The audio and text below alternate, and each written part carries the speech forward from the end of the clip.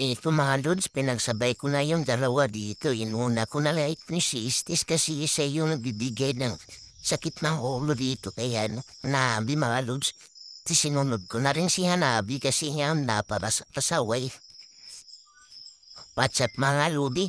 Andito naman ako para mag-share sa inyo mga kaganapan ng mga in-air player dyan. Kita nyo naman yung kalaban namin. Grabe mga skinner. Ito si Hanabi, batak na batak. Ang galing niya tumapong na si Bat. Lagi akong tinamaan. Kaya napauwi na lang ako dito sa base namin at sinubukan bumalik ulit sa kanila. Kasi nga early pa lang. Pati si Moskov, napatakbo kay Hanabi kasi na sobrang sakit ni Hanabi. May kasama pa siyang Istis. Yung si Istis, tinera po na agad. Kasunod. Islo ka agad ako kay Istis. Si Moskov, gustong pumasok kaso walang magawa kasi tatlo sila paya. Pumalit na lang kami sa turi at mamatawa na huwag kaming pasukin nila para di kami mamatay. Dito si Moskov talaga napatakbo talaga si Moskov. At ako dito nahihilo sa kaikot-ikot. Dito sa base namin kasi niya, kita mo naman yung sibat ni Hanabi. Grabe. Batak na batak si Hanabi. Kasi nga may kasama siyang healer si Istis.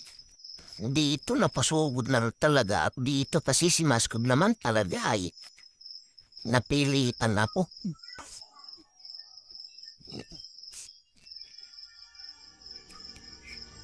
Tago pa yung kasama ko dito. Kasi kalo niya, kaya niya, kaya pinasok ko na pa sinahawa akong tinulungan pa siya hindi mamatay. Kasi nga si Hanabi dito, kita naman ang sakit ni Hanabi, early pa lang yan. 2 minutes pa lang, ang sakit na ni Hanabi. Kaya pagkabuhay ko, siyempre gaganti tayo. Kaya, bumalik agad ako dito sa namin. At hanapin yung dalawa makukunat at mga matitigas kaso talaga si Istis talaga yung bibigay buhay kay Hanabi kaya napabalik na lang ako at nagmamapawa. Buti na lang dito ng mga minyon at di sila makapasok.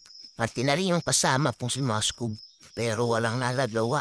Dito talaga balagbahagan dito kaso halos wala akong dami sa kanilang dalawa kaya napangitna na lang ako. Tinipihan pa ako at sinabi pa ni Hanabi na wala akong manggagawa. Pero dito pagkabuhay ko siya, ununa ko na ito si Istis kasi siya kasi yung nabibigay ng buhay kay Hanabi. Pagkatapos kay Istis, unaagad si Hanabi. Balagbag ka dito. Tsaka lumanti na rin ako, bleh. Pangalawa na lang bagbagan dito mga lods, ako lang. Mag-isa sinugod kaso matras sila. Matapot na yata sa akin. Kala ko takot kaya inuna ko na ito si Istis kasi pasunod. Papuntat pa lang dito si Istis, kala niya kaya niyang ihil si Hanabi. Ikod naman dito. Kala ko kaya ko si Hanabi kaso naunahan niya ako. Ang talaga ni Hanabi, buti na lang dumating yung kasama ko. Lugi talaga kami dito mga ludsa. Kasi kita niyo naman yung score 15 tsaka yung score ko is 3-4. Kaya naisipan ko mag-push na lang dito.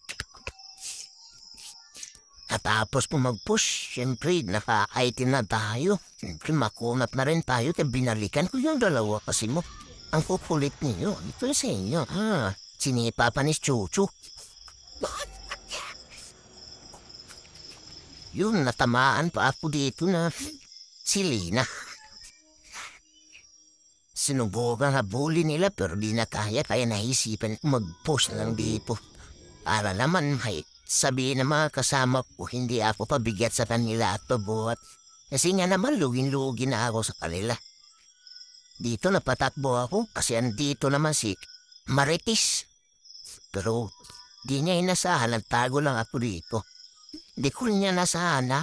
Papunta pala si Hanabi sa akin kasi nga siguro type ako ni Hanabi. Kaya target lang siguro niya ako. Nantay ko munang alis si Marites kasi baka magpupunta sa ibang barayo at makipag-Marites. Nakita ko si Hanabi dito, hinahabol ako. Di niya inaasahan na pinagkatawanan ko lang pala siya dito. Yun, ito ang dapat sa'yo. Buti na lang pumunta pa si Mascom at kiniis pa niya yung kale ko. Sayang, puntos ko na sana yun kaso nakita ko ang lalayo ng kalaban kaya pinost ko ng tore nila dito at tinapos ko na agad nang walang kalaban-laban. Yung kalaban, dalawa kami dito kaya walang nadadawa si Estes. Ayun, bukas, panalo kami dito mga lods.